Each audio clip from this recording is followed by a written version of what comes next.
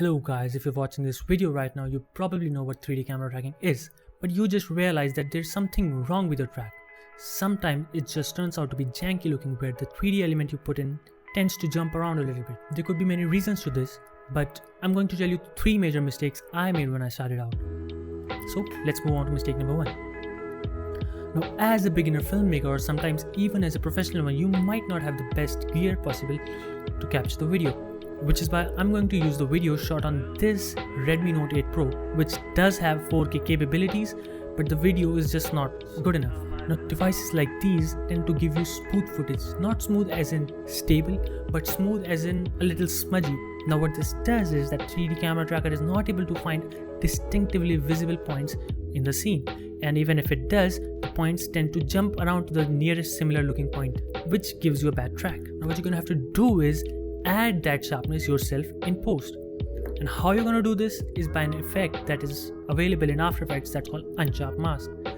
First of all, duplicate the footage and name it reference layer. Now, drag and drop the unsharp mask effect on the reference layer and increase the radius to 50.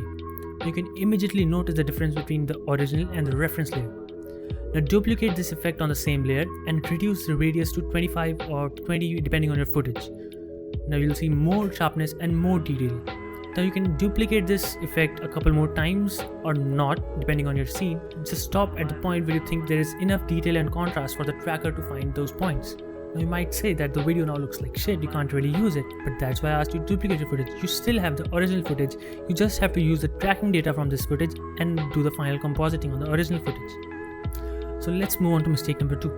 Now, after sharpening the footage, there are still a few ways that you can help the camera tracker do its job better. For example, you can go in the advanced option and click the detailed analysis option. You can also specify the type of shot. Now you're probably wondering, what can I do wrong here? Let's see. Now the 3D camera tracker also allows you to specify the angle of view in the effects menu. Now you can click here and type in the focal length you were shooting at, right? No, focal length and angle of view are totally different things.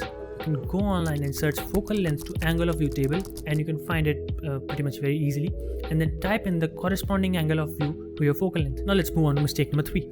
Now after doing all that, you can hit analyze and get those beautiful tracking points and your 3D world, so to say.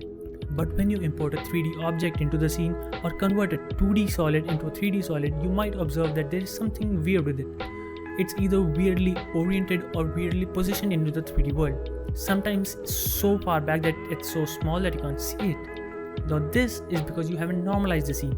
Normalizing is a process where you adjust the scale of the 3D world you created to the original environment you were shooting at. Now traditionally how this was done was by creating a ground plane and a few reference planes around it and parenting those reference planes to the ground plane and then orienting the ground plane in such a way that it matches the ground of your scene, and then positioning the ground plane into the center of comp, which is 960 by 540 for a HD comp and similar for the others. Now this was kind of pain in the ass, right? But thanks to Joe at Workbench who created a script for this process to happen by itself. And the best part about it, it's free.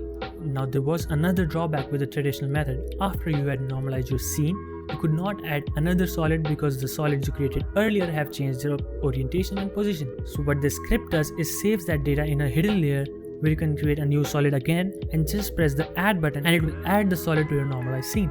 And here you go, a perfect track with a perfect 3D world. So that's it for this episode, guys. If you hated the video or you hate me for some reason, just dislike the video. If you learned something from this video, just press the like button, maybe subscribe to the channel. That's the whole point of this video.